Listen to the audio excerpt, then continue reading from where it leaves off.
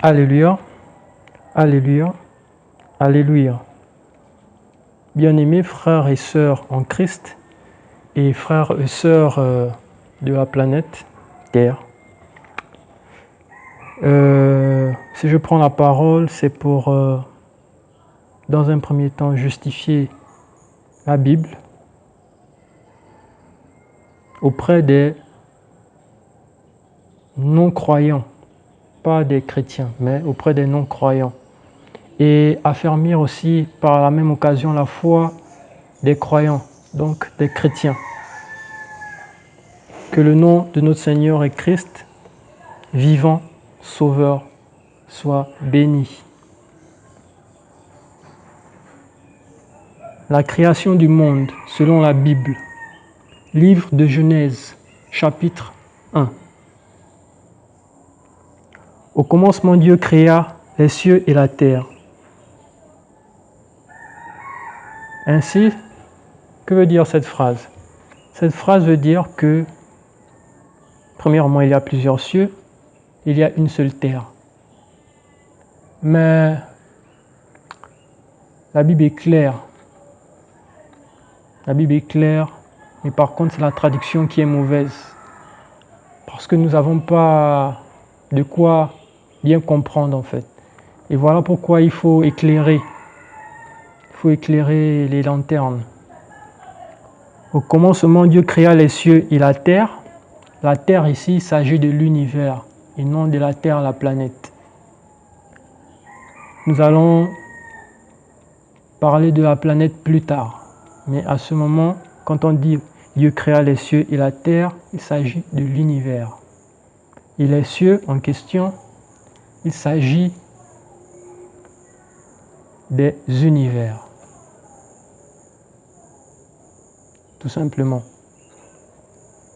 Donc, nous sommes dans l'univers le plus dense, dans la matière, là où Adam et Ève ont été jetés après avoir péché. Voilà. Donc, que dit la Genèse? Au verset 2, la terre était informe et vide. Donc, comme je dis, il s'agit de l'univers. L'univers était informe et vide. Il y avait les ténèbres à la surface de l'abîme. Donc, dans tout l'univers, il y avait des ténèbres. L'univers est profond et grand. Voilà pourquoi on a dit à la surface de l'abîme.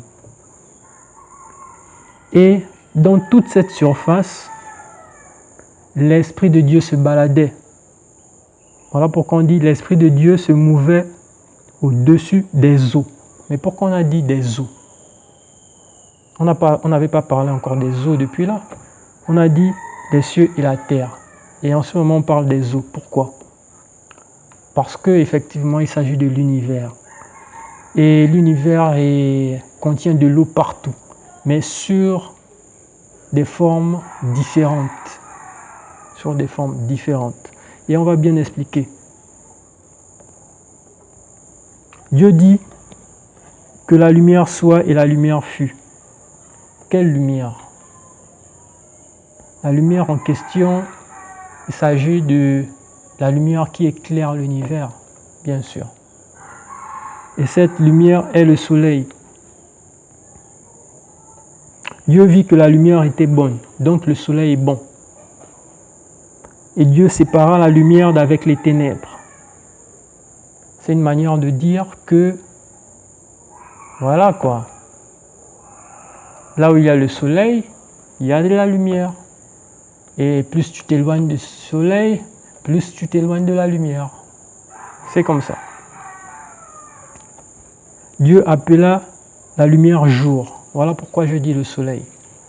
Pourquoi est-ce que c'est le jour? Parce que quand le soleil éclaire une région de la terre, à ce moment on dit qu'il fait jour. Même si tu ne vois pas le soleil, mais les rayons affectent, on constate le jour. Et quand le soleil, disons comme plus que la Terre, la planète tourne sur elle-même, donc lorsque ta région n'est plus orientée vers le soleil, alors elle est cachée du soleil, ce qui veut dire qu'il fait nuit. C'est l'absence de la lumière du soleil qui crée la nuit. Voilà. Dieu appela la lumière du jour et il appela les ténèbres nuit.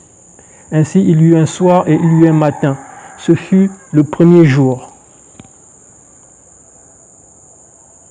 Ce jour en question, il ne se fait pas en un jour, mais c'est la première étape de la création. Les jours en question, ce sont les jours, ce sont les étapes de la création. Dieu dit qu'il y a une étendue entre les eaux et qu'elle sépare les eaux d'avec les eaux. Quand je dis que Dieu créa les cieux et la terre et que la terre en question c'était l'univers, j'ai aussi dit que l'univers était rempli d'eau. Donc, quand le verset 6 dit que Dieu séparait les eaux d'avec les eaux, il parle du firmament, de la création du firmament. Donc, ce fut la deuxième étape de la création. Le firmament fut créé pour séparer les eaux de l'espace et les eaux de la planète Terre. Parce que tout est eau. Mais la chimie nous a montré que l'eau peut se transformer grâce à l'électrolyse. Donc, imaginez un peu toutes les transformations de l'eau. Voilà. Et Dieu fit l'étendue, et il sépara les eaux qui sont au-dessous de l'étendue, donc au-dessus du firmament, d'avec les eaux qui sont au-dessus de l'étendue. Et cela fut ainsi. Dieu appela l'étendue ciel, le firmament. Ce qui est différent de Dieu créa les cieux et la terre. Non, non, non. Les cieux là, ce sont les différents univers, mais les univers qui ne sont pas denses comme l'univers dans lequel nous sommes, qui est la terre. Vous voyez? Voilà. Donc le ciel n'est que ce qui nous permet de séparer les eaux d'en haut et les eaux d'en bas. Le ciel n'est pas les cieux. Voilà. Donc regarder au ciel, c'est juste observer quoi. Il n'y a pas quelqu'un là-bas. S'il faut préciser quoi, il fallait préciser. Et disons, il n'y a pas Dieu. S'il faut chercher Dieu dans le ciel, on a dit les cieux et la terre. Et son esprit mouvait au-dessus des eaux. Donc, son esprit est dans toute sa création. Toute sa création. Il n'y a rien qui existe en dehors de lui. L'esprit de Dieu est partout. Regarder au ciel, regarder à terre ne signifie rien en fait. Regarder nulle part ne signifie rien. Dieu est partout.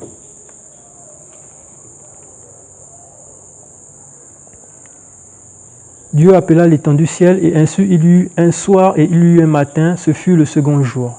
Dieu dit que les eaux qui sont au-dessous du ciel se rassemblent en un seul lieu et que le sec paraisse. Et cela fut ainsi. Le sec là, c'est ce que nous on appelle la terre, disons les continents.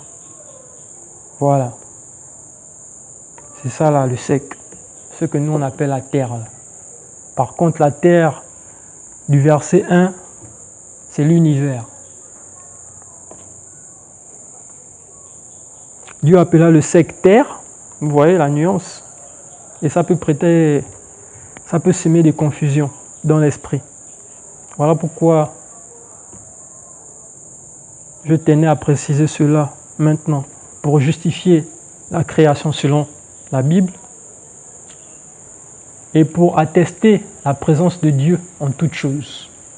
Pour ceux qui ne croient pas en Dieu et qui croient que Dieu c'est un Père Noël, non. Dieu il est partout. C'est pas Père Noël.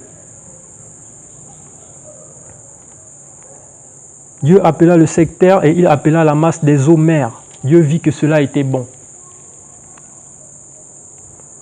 Vous voyez que la masse des eaux là, c'est ce qu'on appelle les océans, les fleuves, les rivières, c'est ça.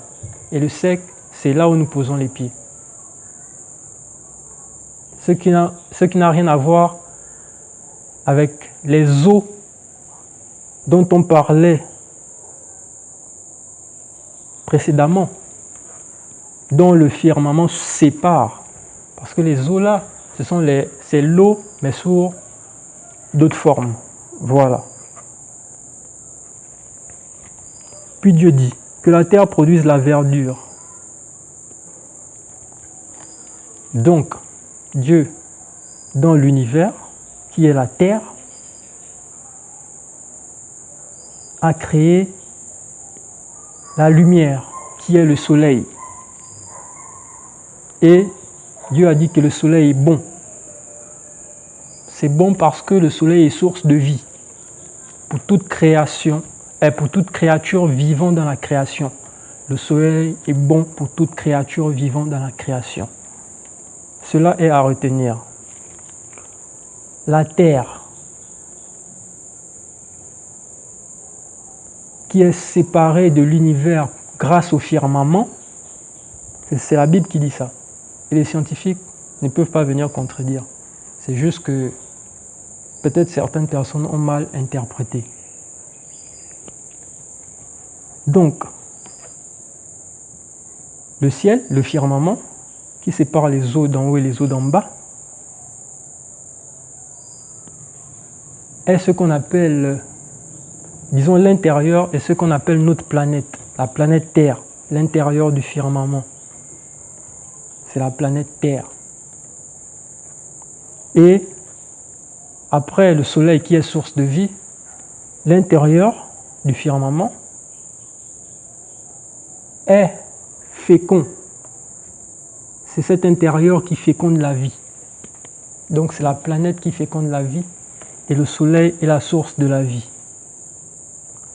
Avançons. Vous allez savoir pourquoi je précise cela. Parce que ça, ce sont les premières et deuxièmes étapes. Voici la troisième étape. Puis Dieu dit que la terre produise de la verdure, de l'herbe portant de la semence, des arbres fruitiers donnant du fruit selon leur espèce et ayant en eux leur sémence sur la terre, sur le sec. Et cela fut ainsi. La terre produisit de la verdure, de l'herbe portant de la semence selon son espèce et des arbres donnant du fruit et ayant en eux leur sémence selon leur espèce. Dieu vit que cela était bon. Donc à l'origine, tout arbre était bon. Rien n'était maudit, rien n'était maudit. Hein? Dans la création, il y a le soleil qui est la lumière, la planète c'est-à-dire qui nous fait naître, qui nous féconde, et il y a la végétation qui nous maintient en vie. Et cela était bon. Ce sont les trois étapes. Et c'est ainsi que prend fin le troisième jour de la création. Parce que ce sont les trois étapes nécessaires au développement de la vie. Maintenant, on doit avancer. Dieu dit qu'il y a des luminaires dans l'étendue du ciel. Les luminaires comme la première lumière, donc comme le soleil. Ce qui veut dire que ce premier soleil devient le soleil central pour les autres soleils. Et à nos yeux, les autres soleils sont perçus comme des étoiles tellement ils sont loin. Ce sont eux les luminaires qui éclairent le ciel nocturne. Ce sont les soleils lointains. Et la lune qui reflète la lumière du soleil. Donc le jour, on est éclairé par notre soleil de notre système. La nuit, on est éclairé par la lune qui reflète la lumière du soleil qui est dans notre système. Et les étoiles sont les soleils des autres systèmes. C'est simple. Dieu dit qu'il y a des luminaires dans l'étendue du ciel pour séparer le jour d'avec la nuit. Que ce soit des signes pour marquer les époques, les jours et les années. Donc, étudier les signes, les étoiles, l'astrologie, tout ça, déplacement des planètes, c'est le rôle du docteur des lois, c'est le rôle du scribe,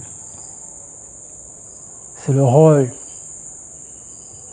des sacrificateurs de l'Église. Voilà pourquoi Jésus avait dit à un sacrificateur, vous pouvez... Bref, on ne va pas rentrer dans ce sujet. Continuons. Dieu fit les deux grands luminaires. Le plus grand luminaire pour présider au jour, qui est le soleil, et le plus petit luminaire pour présider à la nuit, qui est la lune. Il fit aussi les étoiles, comme je disais. Dieu les plaça dans l'étendue du ciel pour éclairer la terre, pour présider au jour et à la nuit, et pour séparer la lumière avec les ténèbres. Dieu vit que cela était bon. Ainsi, il y eut un soir et il y eut un matin, ce fut le 4e jour.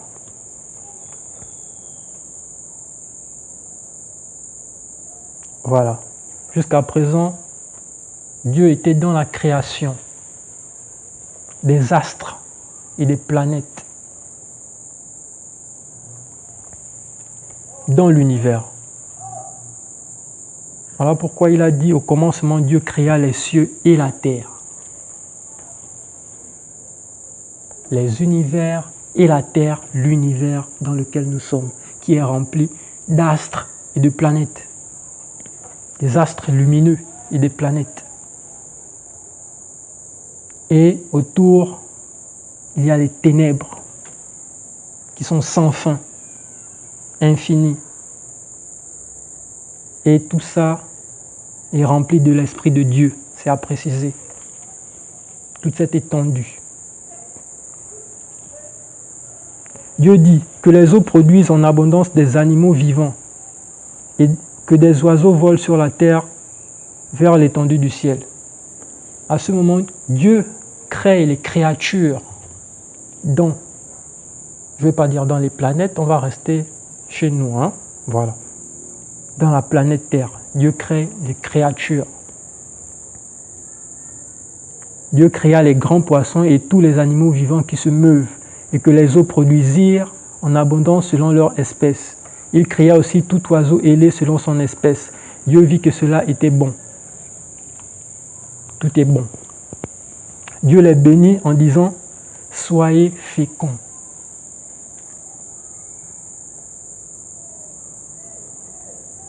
Il est béni, c'est-à-dire il a béni ses créatures.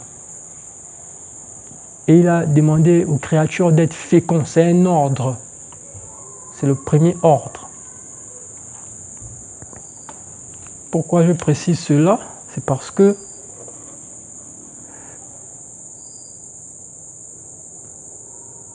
les gens ne savent pas que l'acte sexuel est un acte de création. Et pourtant, on met au monde des enfants tout le temps, mais on ne se rend pas compte à quel point cet acte est spirituel et qu'il ne faut pas jouer avec. Voilà pourquoi il ne faut pas s'éparpiller sexuellement. Et il ne faut pas s'adonner à tout et n'importe quoi et à tout le monde. Parce qu'il y a quelque chose qui se passe dans le monde spirituel au moment de l'acte sexuel. Ce qui permet d'amener la vie en ce monde. Et c'est le premier ordre donné aux créatures de Dieu. Que les oiseaux multiplient sur la terre. Ainsi, il y eut un soir et il y eut un matin, ce fut le 5e jour. Dieu dit que la terre produise des animaux vivants selon leur espèce, du bétail, des reptiles et des animaux terrestres selon leur espèce, et cela fut ainsi. Dieu fit les animaux de la terre selon leur espèce, le bétail selon son espèce, et tous les reptiles de la terre selon leur espèce. Dieu vit que cela était bon.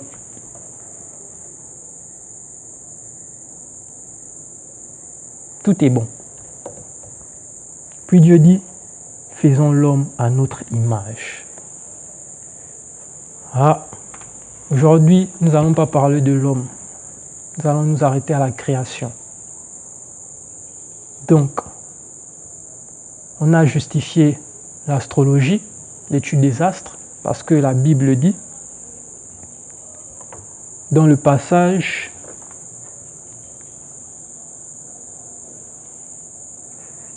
Dieu dit qu'il y ait des luminaires dans l'étendue du ciel pour séparer le jour d'avec la nuit, que ce soit des signes pour marquer les époques, les jours et les années. Donc il a justifié l'astrologie et l'étude des astres. Et ce sont les docteurs qui doivent le faire. Il a justifié la sexualité auprès de ces créatures. Elle ne doit pas être faite dans le désordre parce que c'est quelque chose de spirituel. Il a justifié le soleil et il a justifié l'existence de plusieurs univers. Mais tous ne sont pas la terre, parce qu'on a dit Dieu créa les cieux et la terre, donc tous ne sont pas matériels. Donc le paradis en question, c'est dans les cieux. Mais si tu as bien vécu sur terre, bien sûr, selon sa parole, vu que c'est la parole qui le dit. Donc les athées, s'il vous plaît, tu es un athée, tu crois en la science et tu ne crois pas en Dieu. Comment cela se fait? Mais bon, chacun est libre de penser. Hein. C'est ça le libre arbitre. Bon, maintenant que les jours de la création ont été justifiés, et que les gens ne les interprètent plus comme étant des jours, mais comme étant des étapes bien précises de la création et par ordre, et aucun scientifique ne peut venir dire le contraire. Ainsi, nous pouvons dire que la Genèse, la Bible, à ce niveau, a raison. Et nous allons parcourir la Bible. Mais aujourd'hui, le thème du jour était la création du monde, selon la Sainte Bible. Et on n'a pas encore parlé de l'homme. Donc on va s'arrêter là pour l'instant. Et que le nom de Dieu soit béni. Que le soleil continue à nous éclairer, lui qui est source de vie et qui est bon.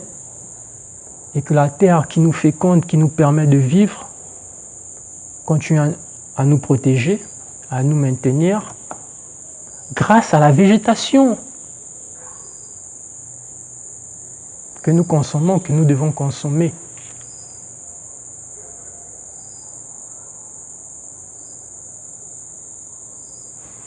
Bon, maintenant, bien des choses à vous. J'espère que cela a été bénéfique pour certains. N'oubliez pas de laisser des likes si vous avez apprécié et des commentaires. Merci bien. En attendant, disons, les prochaines vidéos et les prochains thèmes. Que notre Seigneur glorieux le demeure et que son nom soit toujours élevé sur sa création. Amen. Amin. Je ne vais pas dire Amon. Allez, Kamit.